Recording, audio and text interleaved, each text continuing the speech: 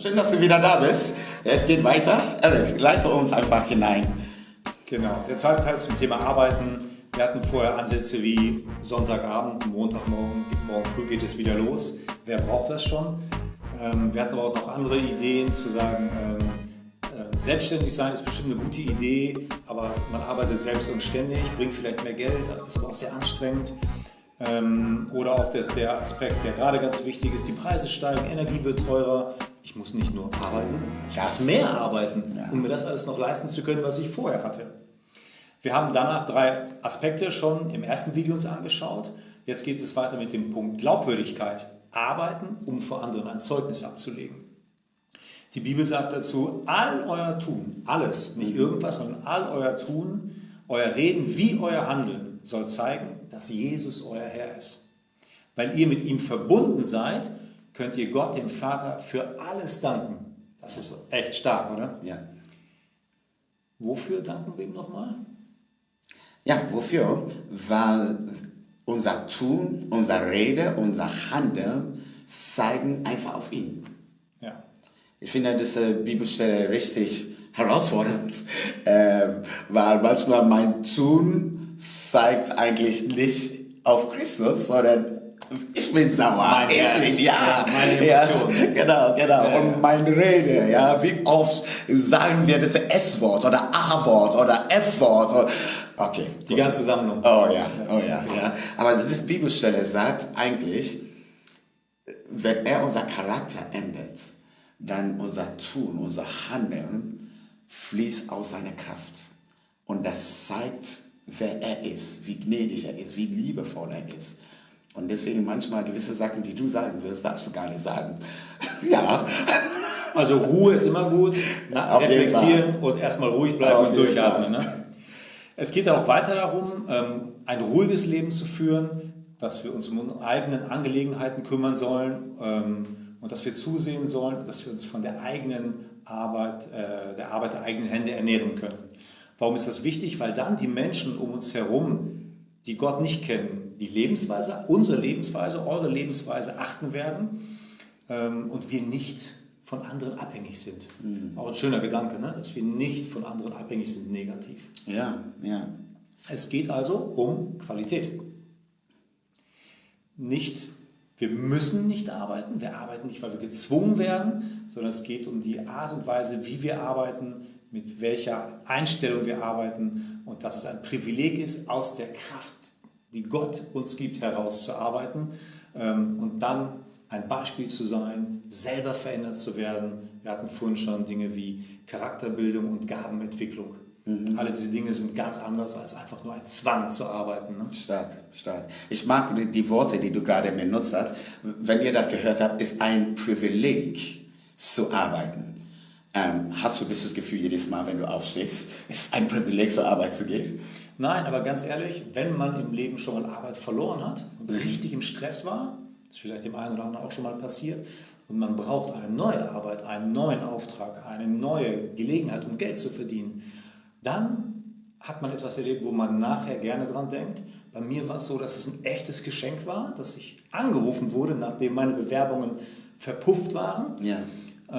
Ich hatte gebetet und ich wurde angerufen, ob ich kommen könnte zur Arbeit. Das war echt stark und ich bin wirklich jetzt morgens dankbar, wenn ich wieder arbeiten kann. Stark. Ja. So, ich glaube, es ist auch gut für uns, manchmal trotz unserer Müdigkeit, trotz unserer Stress, diese Gedanken zu haben, dankbar zu sein, dass wir arbeiten dürfen. Dankbar zu sein, dass wir Geld verdienen dürfen. Dankbar zu sein, dass wir unser Talent entwickeln dürfen. Dankbar zu sein, dass wir unser Charakter ändern dürfen. Also so diese turn the dice round. Weißt du, ist nicht, was der Arbeit mit mir tut, sondern der Privileg, dass ich etwas bewegen kann. Diese Gedanken hilft mir auch, eine ganz andere Einstellung auch zu haben zu der Arbeit. Ja. Und die Arbeit fällt natürlich auch leichter, wenn ich sie mit Gott tue, wenn ich morgens ihm die Sachen hinlege und sage, das und das und das habe ich vor. Ich kann auch sagen, das muss ich tun, weil es eine Aufgabe ist. Ja. Hilf mir. Und meiner Erfahrung nach tut es. Häufig. Stark. Leute rufen an und geben dir zufällige Informationen, die E-Mail kommt zur rechten Zeit oder Dinge, die ich nicht habe. werden einfach verschoben. Auch das erlebe ich häufig. Termine werden verschoben, wo ich nicht gut vorbereitet war. So, was du eigentlich sagen willst, ist, eine Zeit des Gebetes zu haben. Morgens, und Sachen genau. vor Gott zu bringen. Und das Arbeiten mit ihm einfach leichter ist. Es ist ein entscheidender Unterschied, mit oder ohne ihn. Ja, aber für Leute, die zuschauen, die verstehen nicht mit ihm oder ohne ihn. Was bedeutet das? Indem ich akzeptiere und weiß, dass er für mich da ist und sich für mich interessiert und mir überall helfen will, auch bei der Arbeit. Stark. Und wenn ich einfach sage, ich möchte das, ich möchte deine Hilfe, hilf mir. Ja. Und das am Nice. besten jeden Tag. Ja. Nice. Hey, wir gehen jetzt zu Punkt Nummer 5 und das ist Großzügigkeit. Ja. Wir arbeiten, um großzügig zu sein. Wieso? Weißt du, wenn du erstmal arbeitest, nur für deine Bedürfnisse, das ist der Anfang. Wenn du arbeitest, weil du Talente entwickelst, das ist ein weiterer Schritt. Wenn du arbeitest, um deinen Charakter zu formen, das ist noch ein weiterer Schritt, das ist Reife. Wenn du arbeitest, um andere Menschen segnen zu können, du kommst auch in eine andere Liga. Aber hast du nicht gerade gesagt, Montagmorgen, so viele Kosten, die Preise steigen, ich muss noch mehr arbeiten, um erstmal selber zurechtzukommen. Und jetzt sagst du, ich arbeite, damit ich geben kann und dann wird es noch mehr geben, auch für mich? Mir wird es besser gehen? Ja, da ist ich frage, weißt du, hast du schon mal einer arme Person was verschenkt, was gegeben? Ja. Und ich denke, ihr auch, ihr habt auf jeden Fall jemand bei Weihnachten oder etwas geschenkt. Und eigentlich, du warst selbst glücklich, dass du das getan hast. So ist es nicht nur, dass die Person glücklich war, sondern du warst auch glücklich, dass du das machen könntest. Wieso, Eric? Weil da ist ein Prinzip. Ein Prinzip ist wie, wenn du ein Bar hochwärmst, es fällt runter. Ja, das ist ein Prinzip, okay? So, Gravity ist ein Prinzip. Und da ist ein Prinzip, geben macht uns glücklicher als nehmen. Gehört haben wir das alle schon mal. Ja, Apostelgeschichte, ja, das ist auch in der Bibel. Ist auch in der Bibel, Apostelgeschichte 20 und 35. Ja, das sind Worte, die Jesus selbst aussprach. Geben macht glücklicher als nehmen. Und deswegen, wenn wir arbeiten, dann wir denken nicht nur an uns, was ich brauche, sondern ich denke, ich soll auch genug haben, um auch ein Segen zu sein für jemand anderes. Weil nicht jeder hat die Kraft, die du hast. Nicht jeder hat das Talent, die du hast. Und ich glaube, einige Leute, die mich jetzt zuschauen, ihr verdient 10-mal so mehr als ich. Okay? Wieso? Ihr habt andere Talente. Und es ist gut so. Aber weil ihr dieses Geld verdienen dürfen, basiert auf eure Talente, basiert auf eure Hingabe, dürft ihr andere Menschen auch segnen. Und glaub mir, dieses Prinzip wird in deinem Leben auszusehen sein. Der Moment, wo du gibst, du merkst selbst, du bist glücklicher als eine glückliche Person. Eric, ich merke, Leute denken, desto mehr ich verdiene, desto glücklicher werde ich. Hast du das schon mal erlebt, ja? Manchmal man denkt, okay, ich muss mehr Geld verdienen, um das zu kaufen und das zu kaufen, mein Auto und vielleicht ein Boot und vielleicht ein Haus und danach eine Frau und, ja, eine Frau kann man nicht kaufen, aber du verstehst, was ich meine, ja? Und die Bedürfnisse steigen, weil wir denken, desto mehr wir haben, desto glücklicher werden wir. Aber diese Dinge halten immer nur sehr kurz an. Ne? Und eigentlich, einige wissen dass das nicht stimmt. Wir können zu viel haben und es macht uns nicht glücklich. Es sei denn, dass wir lernen, in dieses Prinzip zu gehen, das zu geben, Menschen zu segnen. Das macht uns glücklich. Ja. Wir gehen jetzt in die 6. Gedanken. Eric, nimm uns dann hinein und das ist das Hammer-Gedanken und das kommt jetzt am Schluss. Genau. Jetzt kommt der Punkt 6, Ewigkeit. Also es geht wirklich um die Ewigkeit, arbeiten, um das Reich Gottes zu bauen. Das Fundament, das ewige Fundament hat Jesus gelegt. Er sagt, denn niemand kann ein anderes Fundament legen als das schon gelegt ist, Jesus Christus. Wer nun auf dieses Fundament aufbaut, kann er zu Gold, Silber, Edelsteine, Holz, Heu oder Stroh verwenden. Und was ist das, Viktor? Ewige Qualität? Ja, es ist, ja. Weil gewisse Sachen auf dieser Erde haben keinen Ewigkeitswert. Die haben nur Wert auf dieser Erde. Ja, wenn ich ein Haus baue, das hat nur Wert auf dieser Erde. Aber da ist viel, das sind andere Sachen, die Ewigkeit Wert hat.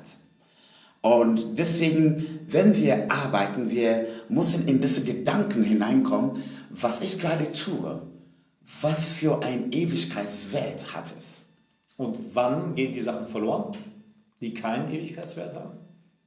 Oh, auf jeden Fall, wenn du stirbst, dann das war's. Ne? Wenn du nicht mehr lebst, alles, was du hast, nimmst du nicht mit.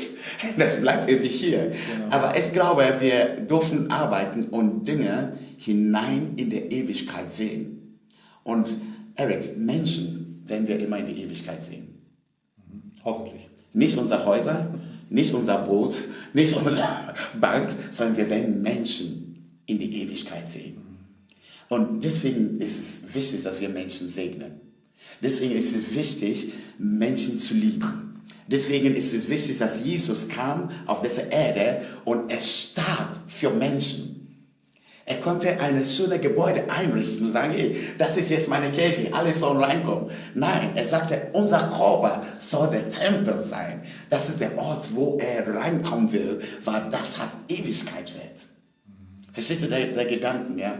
Und deswegen, obwohl wir arbeiten, um Geld zu verdienen, wir unsere Bedürfnisse, unsere Talente und alles Mögliche, da ist nichts was Größeres, als in Menschen zu investieren, Menschen zu lieben. Alles, was Jesus uns gegeben hat, die Talente, die Liebe, in Menschen hineinzugießen, dass sie in die Ewigkeit auch reinkommen dürfen. Das ist auch ein guter Punkt, eine gute Frage, um zu prüfen, was ich tue, entweder in der Arbeit, wie ich meine Arbeit mache oder was ich mit dem Geld tue, was ich verfügbar habe gerade, immer zu sagen, passt das zu dem Ziel von Gott, dass Menschen in Menschen investiert wird, dass Menschen zu ihm finden, weil die werden mit mir dann in der Ewigkeit sein und das ist sein Ziel. Ne? Ja. Das ist ein super Messkriterium. Ja. Ja, was sollen wir sagen? So, ich denke, meine Arbeit, ich bin Pastor, ich bin Fitnesstrainer, was machst du beruflich? Ich bin Angestellter in der Kosmetikindustrie. Oh, okay. Aber ist egal, wo du arbeitest. Mein Wunsch für dich ist, dass deine Arbeit mit einer ganz anderen Einstellung und Perspektive bekommt. Dass du morgens aufstehst und dass du nicht nur denkst, ich habe Steine, die ich jetzt hier entwickle oder ich baue nur eine Mauer von einem Chef, sondern wir bauen ein Kathedral. Wir haben eine Ewigkeitsperspektive. Und deswegen unsere Inspiration, unsere Motivation ist dieses Fundament, die Jesus uns gibt. Ich glaube, das ist echt wichtig, Viktor, sich das zu sagen, weil es gibt schon echt viele Arbeit, die, wenn man sie einfach nur als Arbeit betrachtet, sehr langweilig und auch sehr hart ist. Und was mir persönlich hilft, ist zu überlegen, wen treffe ich da? Das ist auch ein guter Grund, nicht nur im Homeoffice zu sein, sondern ab und zu mal live in die Arbeit zu gehen.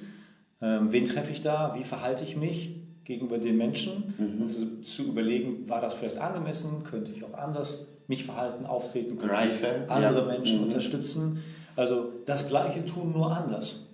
Ja, könnte einige Arbeitsplätze deutlich attraktiver machen. Stark. Lass uns einfach für die Menschen beten, die uns gerade zuschauen. Du kannst dein Auge noch aufmachen, auflassen, du kannst dein Auge schließen. Ich werde euch einfach zuschauen, während ich einfach bete für dich und für deine Arbeit. Jesus, wir danken dir, dass wir Arbeit haben. Und wir danken dir, dass das Fundament, das wir haben, ist nur in dir zu finden.